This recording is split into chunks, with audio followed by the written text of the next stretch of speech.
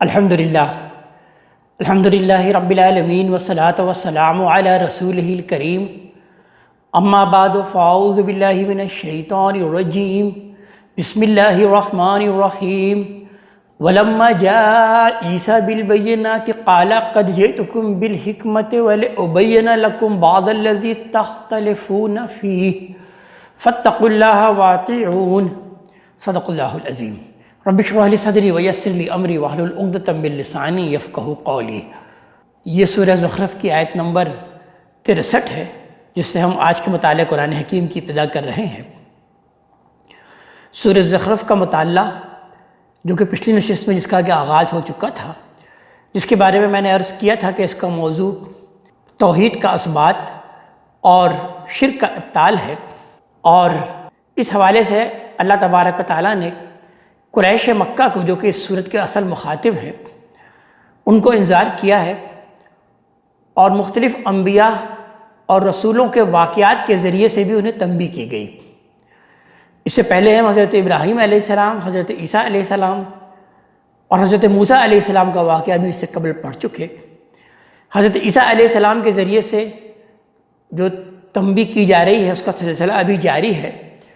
ارشاد ہوتا ہے آیت نمبر 63 میں کہ وَلَمَّا جَاءَ عیسیٰ بِالْبَيِّنَاتِ، اور یہ بات بھی یاد رکھو کہ جب عیسیٰ بینات یعنی کھلی نشانیوں کے ساتھ آئے تھے، قَالَ قَدْ جِئْتُكُمْ بِالْحِکْمَةِ، تو انہوں نے یہ دعوت دی تھی کہ لوگو میں تمہارے پاس حکمت کے ساتھ آیا ہوں، حکمت لے کر آ گیا ہوں، اس لیے کہ تم کو دین کی حقیقت سمجھا دوں، یعنی دین کی حقیقت جو کہ اصلاً ایمان اور اخلاق کے حقائق کا بیان ہے، یہ میں تم پر واضح کر دوں کہ جس سے تم اصلاً محروم ہو چکے ہو اپنی فقہی موشخافیوں کی وجہ سے۔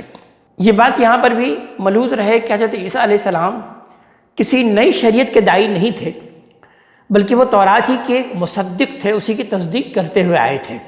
البتہ انہوں نے حکمت یعنی روح دین اور مغز دین سے بنی اسرائیل کو آشنا کرنا چاہا، اس لیے کہ وہ اس کو فراموش کر چکے تھے، لیکن بنی اسرائیل نے اس کی کوئی قدر نہیں کی، بلکہ اپنی اسی ظاہر پرستی میں، دین کا جو ظاہر تھا اسی ظاہر پرستی میں وہ مبتلا رہے، جس کا نتیجہ یہ نکلا کہ اصل دین تو ان کے اندر سے غائب ہو گیا، البتہ کچھ رسوم رہ گئے جن کو ادا کر کے پھر وہ مطمئن ہو جاتے تھے کہ اللہ اور اس کے دین کے تمام حقائق سے وہ سبکدوش ہو گئے ہیں۔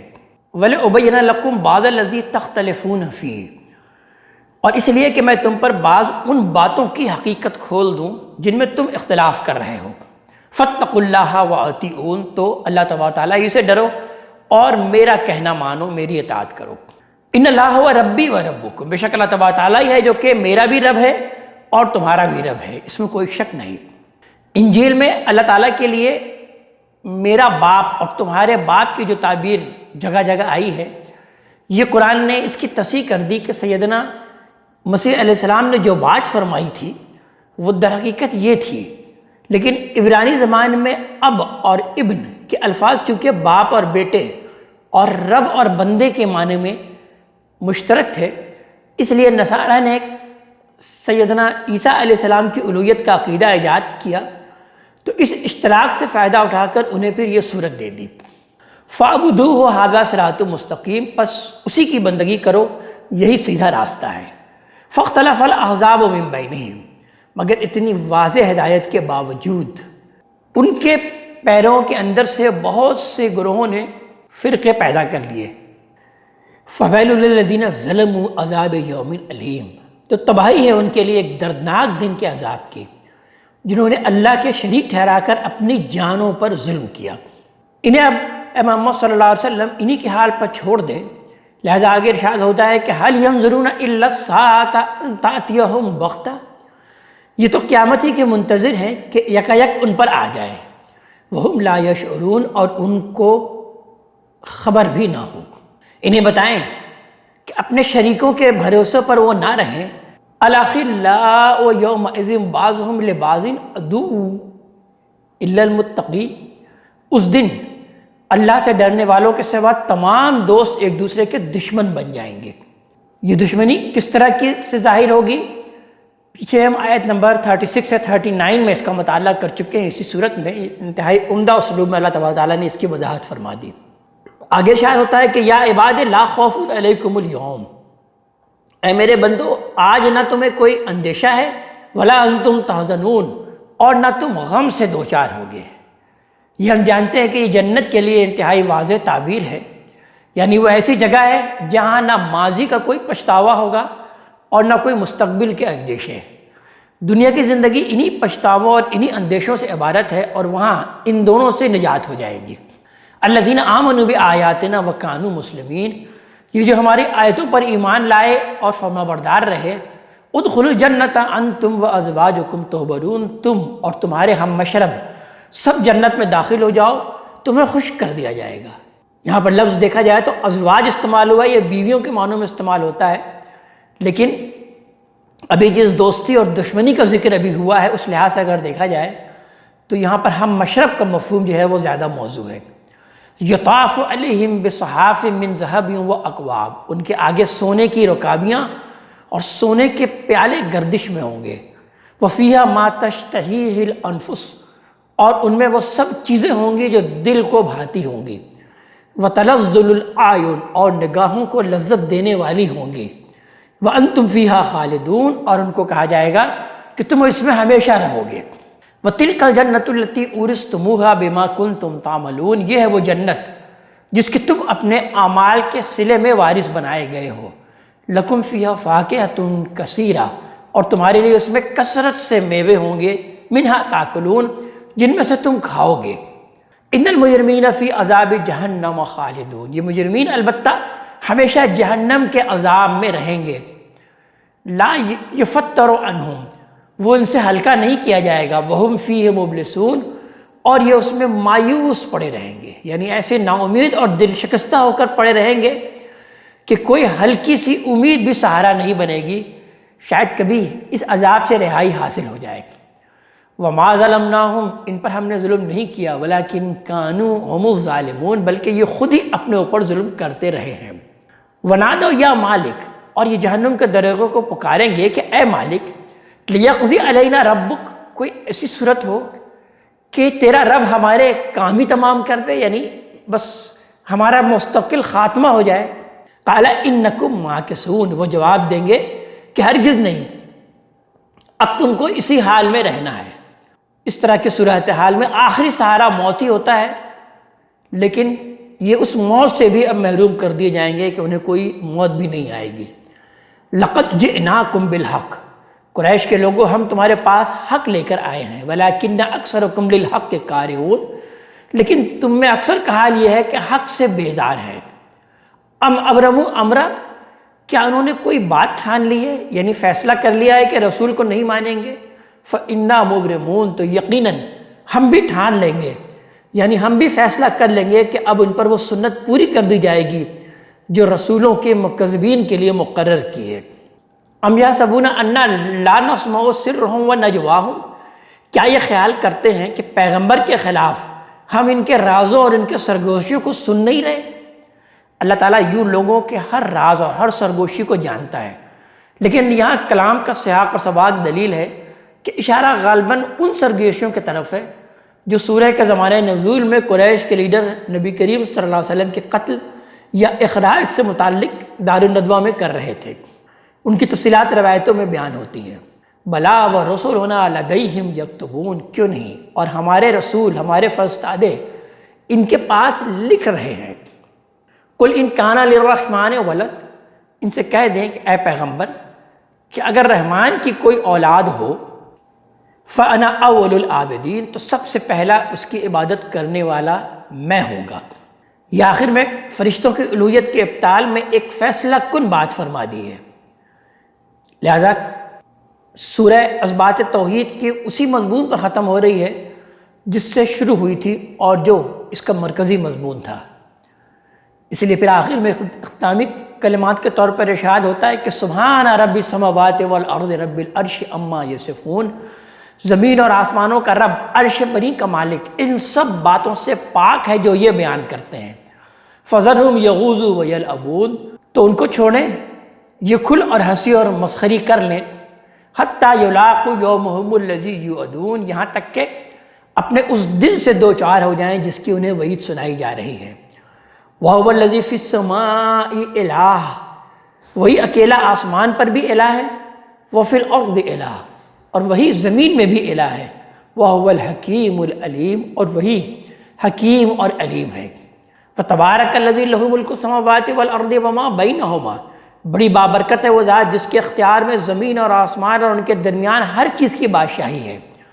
وَإِنْدَهُ عِلْمُ السَّاعَةِ، اسی کے پاس قیامت کا علم ہے، وَإِلَيْهِ تُرْجَعُونَ، اور اسی کی طرف تم لوٹائے جاؤ گے۔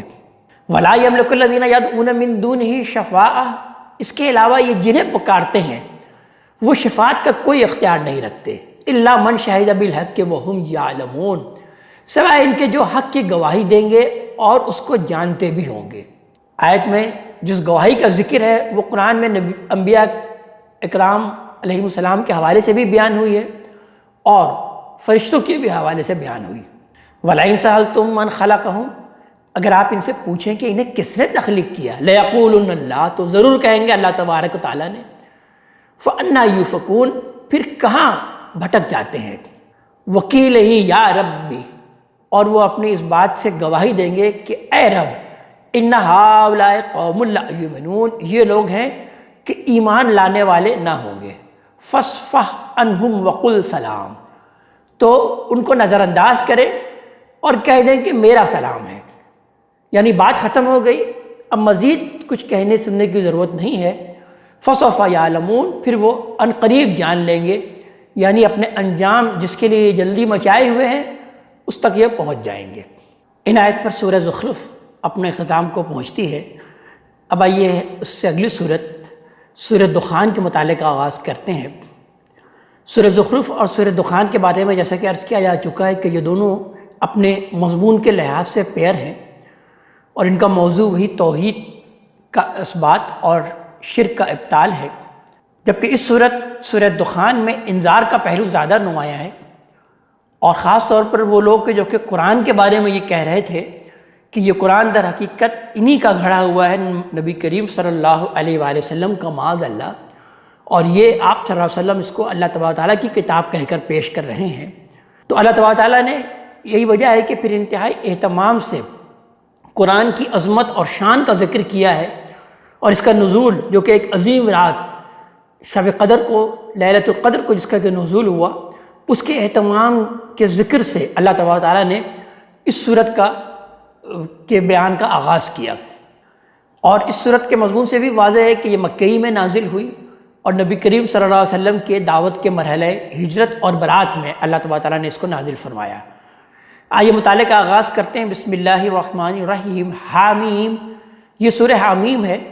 والکتاب المبین، یہ واضح کتاب اپنی ہی گواہی ہے، مطلب یہ ہے کہ یہ واضح کتاب اپنے دعووں کی صداقت پر خود حجت قاطع ہے، ان کے دلائل ڈھونڈنے کے لیے اسے کہیں باہر جانے کی ضرورت نہیں ہے، انہیں مبرہن کرنے کے لیے یہ خود کافی ہے۔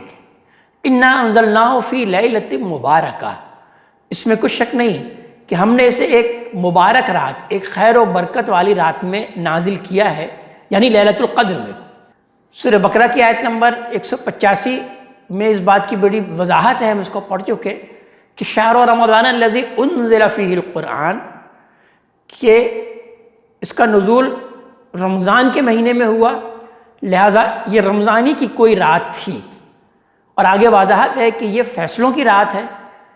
یہ فیصلے رحمت اور نقمت دونوں قسم کے امور سے متعلق ہو سکتے ہیں، لیکن چونکہ اس ذات کی طرف سے ہوتے ہیں جس کا ہر فیصلہ رحمت اور حکمت پر مبنی اور سراسر عدالت ہے، اس وجہ سے باتبار نتیجہ یہ مبارک ہی ہوتے ہیں۔ اس کو خیر و برکت والی رات اسی بنا پر کہا گیا ہے، اور اس میں مخاطبین کے لیے یہ تنبیہ ہے کہ وہ اسے کہانت یا نجوم یا شاعری کی قسم کی کوئی چیز سمجھ کر اپنے آپ کو اس کتاب کی برکتوں سے محروم نہ کریں۔ یہ ان کے لیے اللہ کی عظیم رحمت ہے جس کی قدر انہوں نے نہیں پہچانی، تو اس کے نتیجے ان کے لیے نہایت ہولناک ثابت ہوں گے۔ اس سے یہ بات لازم نہیں آتی کہ پورا قرآن ایک ہی رات میں نازل ہوا ہے، بلکہ اس کے نزول کا فیصلہ اگر اس رات میں کر دیا گیا اور پہلی وہی نازل ہو گئی تو انزلناہ کا جو لفظ اصل میں آیا ہے وہ صورتحال کی تعبیر کے لیے بالکل ٹھیک ہے۔ انا کننا منذرین، اس لیے کہ ہم لوگوں کو انذار کرنے والے تھے، خبردار کرنے والے تھے۔ اللہ خود لوگوں کو خبردار کرنے کا فیصلہ کرے یہ کوئی معمولی بات نہیں ہے، لہذا اس کے لیے وہ مبارک رات منتخب کی گئی جس کے بارے میں آگے فرمایا ہے کہ اس میں مہمات امور کی تقسیم ہوتی ہے۔ اس سے یہ بات بھی ضمناً معلوم ہوئی کہ جس طرح مادی عالم میں خاص چیزوں کے لیے موسم اور مہینے مقرر ہیں، اسی طرح روحانی عالم میں بھی خاص کاموں کے لیے دن اور مہینے مقرر کیے گئے ہیں۔ اگر کوئی معاملہ اللہ تبارک تعالیٰ کی طرف سے ان کے ساتھ متعلق کر دیا جائے تو اس کی تمام برکتیں اسی دن اور مہینے کی پابندی سے حاصل ہوتی ہیں۔ لہذا نبی کریم صلی اللہ علیہ وسلم اگر اس رات کی جستجو میں رہے یا لوگوں کو اس کی ترغیب دی تو اس پر تعجب نہیں ہونا چاہیے۔ اللہ تبارک تعالیٰ کی طرف سے یہ جان لینے کے بعد کہ یہ بڑی رحمت اور برکت کی رات ہے، ایک بندہ مومن کا رد عمل یہی ہو سکتا تھا۔ مسلمان آپ ہی کی ابتدا میں ہر سال رمضان کے مہینے میں اس کی جستجو کرتے ہیں اور اس کے لیے عبادت اور ریاضت میں سرگرم رہتے ہیں۔ فیہا یفرق کل امر حکیم، اس رات میں تمام حکمت والے معاملات خاص تقسیم کیے جاتے ہیں۔ یہ در حقیقت اس فیصلے کی عظمت کا اظہار ہے جو اس رات میں کیا گیا ہے۔ اس کے حوالہ دینے سے مقصود اس حقیقت کا اظہار ہے کہ اس قرآن کا نزول نہ کوئی اتفاقی واقعہ ہے، نہ یہ کوئی بے وقت کی راگنی ہے، اور نہ یہ بے موسم کا کوئی خردرو پودا ہے، نہ یہ کوئی من گھڑت چیز ہے، بلکہ یہ اس اسکیم کے ظہور کا حصہ ہے جو اللہ تبارک تعالیٰ نے اپنے خلق کی اصلاح اور ہدایت کے لیے پسند فرمائی ہے۔ لہٰذا اس مبارک رات میں اس کو اس نے نازل کیا ہے جو تمام امور حکمت کی تقسیم کے لیے خاص ہے۔ پس جن لوگوں کے لیے اتاری گئی ہے ان کا فرض ہے کہ وہ اس کے شہنشان اس کی قدر کریں، ورنہ یاد رکھیں کہ جو چیز اللہ نے اس شان اور اہتمام کے ساتھ اتاری ہے اس کی ناقدری وہ کبھی معاف نہیں فرمائے گا۔ یہ کوئی ہوائی چیز نہیں ہے کہ یہ اس کو مذاق میں اڑا دیں اور یہ اڑ بھی جائے۔ اس کی تصدیق یا تکذیب دونوں ہی چیزیں نہایت اہم نتائج کی حامل ہیں، اور یہ نتائج لازماً سامنے آ کے رہیں گے۔ امرم من عندنا، ہمارے حکم سے، انا کننا مرسلین، ہم ان لوگوں کی طرف رسول بھیجنے والے تھے۔ یعنی لوگوں کو خبردار کرنے کے لیے محض ایک نبی نہیں بلکہ رسول بھیجنے کا ہم نے فیصلہ کیا تھا۔ رسولوں کے بارے میں ہم کئی جگہ اس بات کی وضاحت کر چکے ہیں اور ہمارے سامنے آ چکی ہے کہ وہ زمین میں اللہ کی عدالت بن کر آتے ہیں اور اپنی قوموں کا فیصلہ کر کے دنیا سے رخصت ہوتے ہیں۔ اس میں اگر غور کیجئے تو ان پیشن گوئیوں کی طرف بھی اشارہ ہے جو حضرت ابراہیم، حضرت موسیٰ، حضرت عیسیٰ علیہ السلام سے بنی اسماعیل کے اندر آخری رسول کی بعثت سے متعلق منقول ہیں۔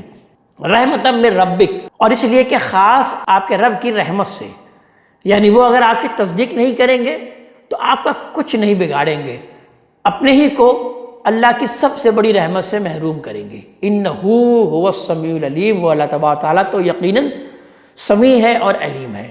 رب السماوات والارض وما بینہما، اس رب کی رحمت سے جو زمین اور آسمان ان کے درمیان کی سب چیزوں کا رب ہے۔ ان کنتم موقنین، اگر تم یقین کرنے والے ہو، لا الہ الا ہو، اس کے سوا کوئی معبود نہیں، یحیی و یمیت، وہی ہے جو کہ زندہ کرتا ہے اور وہی ہے جو کہ مارتا ہے۔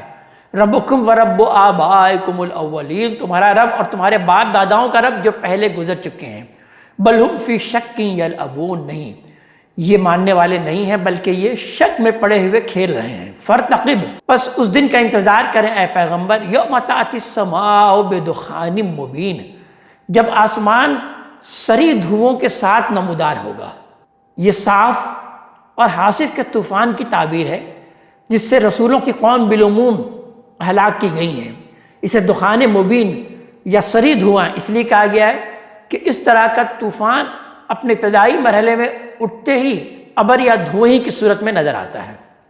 اس کی شکل یہ ہوتی ہے کہ سیاہ غبار کا ایک ستون سا آسمان کی طرف اٹھتا ہے، اس غبار میں جب تک سورج بالکل چھپ نہیں جاتا اس کی شعاعیں بھی اس کے اندر مخلوط ہوتی ہیں، جس سے دیکھنے والوں کا ایسا معلوم ہوتا ہے کہ کسی جنگل میں آگ لگی ہوئی ہے جس کا دھواں آسمان تک اٹھ رہا ہے۔ پھر جب وہ ہوا کا زور بڑھتا ہے اور یہ طوفان کسی طرف کا رخ کرتا ہے تو معلوم ہوتا ہے کہ ابر سیاہ چھا رہا ہے، بس جو برسنے ہی والا ہے۔ پھر یہ ایک ہولناک شکل اختیار کر لیتا ہے اور بستیوں کو ریت اور کنکر پتھر کی بارش سے ڈھانک دیتا ہے۔ یغش الناس، اور وہ لوگوں پر چھا جائے گا۔ ھذا عذاب علیم، یہ دردناک عذاب ہے۔ ربنا اکشف عنا العذاب، وہ پکار اٹھیں گے کہ اے ہمارے رب ہم پر سے یہ عذاب ٹال دے۔ انا مومنون، ہم ایمان لاتے ہیں۔ اب یہاں سے آگے وہ جواب ہے جو ان لوگوں کو اس وقت اللہ تبارک تعالیٰ کی طرف سے دیا جائے گا، ان لہم الذکریٰ، اب ان کے لیے نصیحت کہاں؟ وقد جاءہم رسول مبین، ان کے پاس تو ہر چیز کو کھول کر بیان کر دینے والا رسول آ گیا تھا۔ ثم تولوا عنہ، اس پر بھی انہوں نے اس سے منہ موڑا۔ وقالوا معلم مجنون، اور کہہ دیا کہ یہ تو ایک سکھایا پڑھایا مجنون ہے۔ انا کاشف العذاب قلیلا، ہم کچھ دیر کے لیے یہ عذاب تم سے ہٹا دیتے ہیں۔ انکم عائدون، مگر تم لوٹ کر وہی کرو گے جو تم کرتے رہے تھے۔ یوم نبطش البطشۃ الکبریٰ، یاد رکھو جس دن ہم بڑی پکڑ پکڑیں گے، یعنی آخرت کی پکڑ، اس لیے کہ وہ دائمی اور ابدی ہوگی۔ انا منتقمون، وہ دن ہوگا کہ ہم پورا بدلہ لے کے رہیں گے۔ وَلَقَدْ فَتَنَّا قَبْلَهُمْ قَوْمَ فِرْعَوْنَ، ان سے پہلے فرعون کی قوم کو بھی ہم نے آزمایا۔ وَجَاءَهُمْ رَسُولٌ کریم، اور ان کے پاس اس مقصد سے ایک معزز رسول آیا تھا۔ ان ادوا الی عباد اللہ، اس پیغام کے ساتھ کہ ان اللہ کے بندوں کو میرے حوالے کر دو، یعنی بنی اسرائیل کو، جنہیں اللہ نے اپنے لیے خاص کر کے یہ حکم دیا تھا کہ وہ پورے عالم پر اتمام حجت کے لیے توحید کا ایک مرکز ارض فلسطین میں قائم کریں۔ موسیٰ علیہ السلام فرعون سے مطالبہ اسی حکم کے تحت انہوں نے کیا تھا۔ انی لکم رسول امین، میں تمہارے لیے ایک امانت دار رسول ہوں، یعنی اپنی طرف سے کوئی مطالبہ پیش نہیں کر رہا، بلکہ یہ امانت ہے جو اللہ نے مجھے سپرد کی ہے، یعنی یہ رسالت اصل میں میرے لیے امانت ہے، اور مجھے حکم دیا گیا ہے کہ میں اسے بے کم و کاس تم لوگوں تک پہنچا دوں امانت کی طرح۔ وَأَلَّا تَعْلُوا عَلَى اللَّهِ، اور یہ کہ تم اللہ کے مقابلے میں سرکشی نہ کرو۔ انی آتیکم بسلطان مبین، میں تمہارے سامنے ایک واضح حجت پیش کرتا ہوں۔ وَإِنِّي عُذْتُ بِرَبِّي وَرَبِّكُمْ، اور متنبہ ہو جاؤ کہ میں اپنے اور تمہارے رب کی پناہ لے چکا ہوں۔ ان ترجمون، اس سے کہ تم مجھے رجم کرو، تم مجھے سنسار کرو۔ وَإِن لَّمْ تُؤْمِنُوا لِي، اور اگر تم میری تصدیق نہیں کرتے تو بنی اسرائیل کو جہاں میں لے جانا چاہتا ہوں اس کے لیے فَاعْتَزِلُونِ، میری راہ چھوڑ دو۔ یعنی ایمان لاتے تو دنیا اور آخرت دونوں کی سعادتوں سے بہرہ مند ہوتے، لیکن یہ اگر منظور نہیں ہے تو کم از کم اس سرزمین سے ہماری ہجرت کے راستے میں مزاحم ہونے کی کوشش نہ کرو۔ ان پر اس کا کچھ اثر نہیں ہوا۔ فدا ربہ، تو بالآخر انہوں نے اپنے رب کو پکارا۔ ان ہؤلاء قوم مجرمون، کہ یہ مجرم لوگ ہیں۔ تو پھر حکم ہوا فاسر بعبادی لیلا، اچھا تو میرے بندوں کو راتوں رات میں لے کر نکل جاؤ۔ انکم متبعون، اور آگاہ رہو کہ تمہارا پیچھا کیا جائے گا، یعنی اس کے باوجود کہ فرعون نے اجازت دے دی ہے مگر وہ اپنی بات پر قائم نہیں رہے گا اور اپنے لشکروں کے ساتھ لازماً تمہارا پیچھا کرے گا۔ وَتْرُكِ الْبَحْرَ رَهْوًا، اور ہاں دریا سے گزرنے کے بعد اس کو پرسکون چھوڑ دو۔ یہ حکم اس بنا پر دیا گیا کہ اس کے نتیجے میں بنی اسرائیل کے گزرتے ہی وہ ہٹا ہوا پانی واپس آ کر فرعون اور اس کے فوجوں پر چھا گیا، جو اس وقت بنی اسرائیل کا تعاقب کرتے ہوئے دریا کے بیچ پہنچ چکے تھے۔ اس میں اگر غور کیجئے تو حکم کا اسلوب ایسا ہے کہ گویا دریا اس وقت پیغمبر کے اختیار میں دے دیا گیا تھا، جسے اگر پرسکون ہونا تھا تو انہی پیغمبر ہی کی اجازت سے ہونا تھا۔ انہم جندم مغرقون، اس میں کچھ شک نہیں کہ یہ لوگ اب غرق ہونے والے لشکر ہیں۔ کم ترکوا من جنات و عیون، یہ کتنے ہی باغ اور چشمے اپنے پیچھے چھوڑ گئے ہیں۔ وزروع و مقام کریم، اور کھیت اور بڑے مراتب، ونعمت کانوا فیہا فاکہین، اور عیش کے سر و سامان جن میں یہ مزے کرتے تھے۔ کذالک، اسی طرح کے مجرموں کے ساتھ یہی ہوتا ہے۔ وَأَوْرَثْنَاهَا قَوْمًا آخَرِينَ، اور ہم نے ان سب چیزوں کا وارث دوسرے لوگوں کو بنا دیا۔ فما بکت علیہم السماء والارض، پھر نہ آسمان ان پر رویا اور نہ زمین۔ وما کانوا منظرین، اور نہ ان کو مہلت دی گئی۔ وَلَقَدْ نَجَّيْنَا بَنِي إِسْرَائِيلَ مِنَ الْعَذَابِ الْمُهِينِ، بنی اسرائیل کو ہم نے اس طرح ذلیل کر دینے والے عذاب سے نجات دی تھی۔ من فرعون سے، انہو کان عالیہ من المسرفین، یقیناً وہ بڑا ہی سرکش تھا اور حد سے گزر جانے والا تھا۔ وَلَقَدِ اخْتَرْنَاهُمْ عَلَىٰ عِلْمٍ عَلَى الْعَالَمِينَ، اور ان کو دیکھ سمجھ کر دنیا والوں پر ترجیح دی تھی۔ بنی اسرائیل دنیا والوں پر دین حق کی شہادت کے لیے اسی طرح منتخب کیے گئے تھے جس طرح اللہ تبارک تعالیٰ نے انسانوں کے اندر سے انبیاء علیہ السلام کا انتخاب کرتے رہے ہیں۔ یہ اسی انتخاب کے لیے دنیا کی قوموں پر ان کی ترجیح کا ذکر کیا اللہ تبارک تعالیٰ نے یہاں پر۔ قرآن مجید کے پہلے باب کی صورتوں میں ہم یہ دیکھ چکے ہیں، جگہ جگہ اس کی وضاحت آئی ہے کہ یہ انتخاب اللہ تبارک تعالیٰ نے الٹپ نہیں کیا، بلکہ ان صلاحیتوں اور خصوصیات کی بنیاد پر انتخاب ہوتا ہے جو کسی فرد یا قوم میں پائی جاتی ہے۔ آیت میں علی علم کے الفاظ اسی حقیقت کی وضاحت کے لیے آئے ہیں۔ وَآتَيْنَاهُم مِّنْ آیات، اور ان کو ایسی نشانیاں عطا فرمائی تھی، مَا فِیہ بَلَاءٌ مُبِین، جن میں ان کے لیے کھلا ہوا انعام تھا۔ إِنَّ هَؤُلَاءِ لَيَقُولُونَ، یہ پورے یقین کے ساتھ کہتے ہیں، إِنْ هِیَ إِلَّا مَوْتُنَا الْأُولَىٰ، کہ بس یہی ہماری پہلی مرتبہ مرنا ہے، وَمَا نَحْنُ بِمُنشَرِينَ، اور ہم دوبارہ نہیں اٹھائے جائیں گے۔ فَأْتُوا بِآبَائِنَا إِن كُنتُمْ صَادِقِينَ، تو ایمان والو اگر تم سچے ہو تو ہمارے باپ دادا کو اٹھا لاؤ۔ قرآن نے ان کے اس مطالبے پر کوئی تبصرہ نہیں کیا۔ اس کی وجہ یہ ہے کہ اس کی لغویات اور فضولیات اس قدر واضح ہیں کہ اس کی کوئی ضرورت نہیں تھی۔ پھر آگے ارشاد ہو رہا ہے کہ اب یہ کس بل بوتے پر ہٹ دھرمی دکھا رہے ہیں، ان سے پوچھو، اہم خیر ام قوم تبا، یہ بہتر ہیں یا تبا کے قوم کے لوگ؟ قوم تبا سے مراد طبایا ہے جن کی مادی شوقت اور عظمت اور ذہنی صلاحیتوں کا عرب میں بڑی شہرت رہی ہے۔ عرب شعراء ان کی عظمت کا چرچا بہت کرتے تھے۔ قوموں پر جب اللہ کا عذاب آتا ہے تو وہ اپنے ہی اسلحہ سے خودکشی کرتی ہیں۔ قرآن نے قریش کو مسکرہ بالا مطالبے کے جواب میں ان سے یہ سوال کیا کہ وہ بتائیں کہ مادی شان و شوکت اور ذہنی اور عقلی صلاحیتوں کے اعتبار سے وہ برتر ہیں یا طوایا برتر تھے؟ اگر وہ برتر تھے اور اس برتری کے باوجود اللہ نے ان کو تباہ کر دیا، ان کی مادی قوت ہی اللہ کی پکڑ سے ان کو بچا نہ سکی، ان کی ذہانت ہی ان کے کچھ کام نہ آئی، تو آخر یہ کس بل بوتے پر اس غرے میں مبتلا ہیں کہ ان کو اللہ تبارک تعالیٰ ہلا نہیں سکتا ہے؟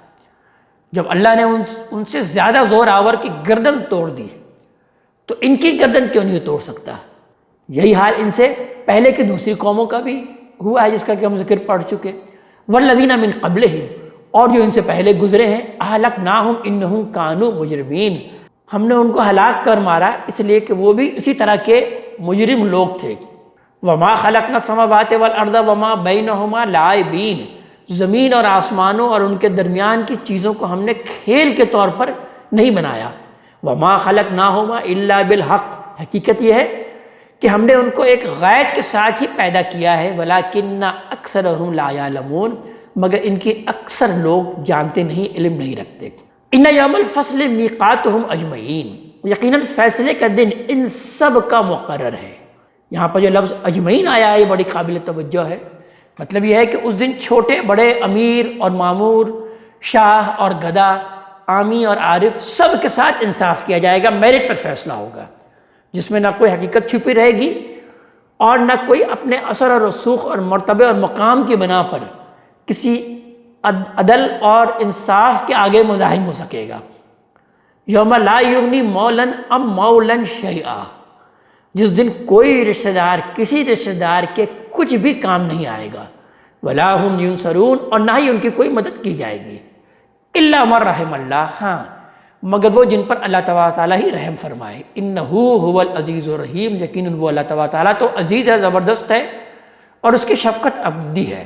ان شجرۃ الزقوم، اس میں کچھ شک نہیں کہ زقوم کا درخت طعام الاثیم، اس دن گناہگاروں کا کھانا ہوگا۔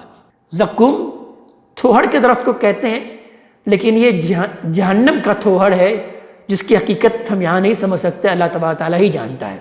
کالمہل یغلی فی البطون، تیل کی تلچھٹ کی طرح وہ پیٹ میں کھولے گا۔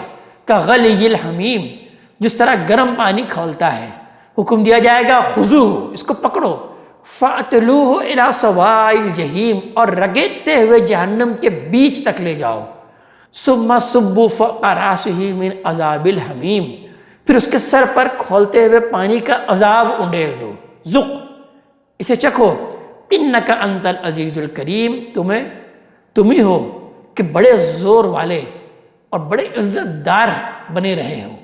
ان ھذا ما کنتم بہ تمترون، یہ وہی چیز ہے جس میں تم لوگ شک کیا کرتے تھے۔ ان المتقین فی مقام امین، اللہ سے ڈرنے والے البتہ امن کی حالت میں ہوں گے، فی جنات و عیون، باغوں اور چشموں میں ہوں گے، یلبسون من سندس استبرق متقابلین، سندق اور استبرق کے لباس پہنے آمنے سامنے بیٹھے ہوں گے، کذالک، ان کی شان یہی ہوگی، وزوجناہم بحور عین، اور ہم ان سے حور عین بیاہ دیں گے، یعنی غزال چشم گوریاں ہم ان کے نکاح میں دے دیں گے، ان کی زوجیت میں دے دیں گے۔ یدعون فیہا بکل فاکہۃ آمنین، وہاں نہایت اطمینان کے ساتھ وہ ہر طرح کے میوے منگا رہے ہوں گے۔ لا یذوقون فیہا الموت الا الموتۃ الاولی، پہلی موت کے بعد جو دنیا میں آ چکی ہے وہ اب اس میں کبھی موت کا مزہ نہیں چکھیں گے۔ وَوَقَاهُمْ عَذَابَ الْجَحِيمِ، ان کو اللہ نے جہنم کے عذاب سے بچا لیا۔ فضلا من ربک، یہ خاص آپ کے رب کے فضل سے ہوگا۔ ذَلِكَ هُوَ الْفَوْزُ الْعَظِيمُ، یہی در حقیقت بڑی کامیابی ہے۔ لہٰذا انہیں اس قرآن سے اے محمد صلی اللہ علیہ وسلم آپ یاد دہانی کراتے رہیے، اس لیے کہ فَإِنَّمَا يَسَّرْنَاهُ بِلِسَانِكَ، ہم نے تو اس کو آپ کی زبان میں نہایت موضوع بنا دیا ہے، لَعَلَّهُمْ يَتَذَكَّرُونَ، اس لیے کہ یہ یاد دہانی حاصل کریں۔ پھر بھی یہ نہیں مانتے تو فَارْتَقِبْ، تو آپ بھی پھر اب انتظار کریں، یعنی اللہ کے فیصلے کا انتظار کریں۔ اِنَّهُمْ مُرْتَقِبُونَ، یہ بھی انتظار کر رہے ہیں۔ اس آیت پر یہ سورہ مبارکہ اپنے ختام کو پہنچتی ہے۔ اللہ تبارک تعالیٰ ہمیں اپنے کلام کا فہم عطا فرمائے اور عمل کی توفیق عطا فرمائے۔ اقول قولی ھذا واستغفر اللہ لی ولکم ولسائر المسلمین والمسلمات۔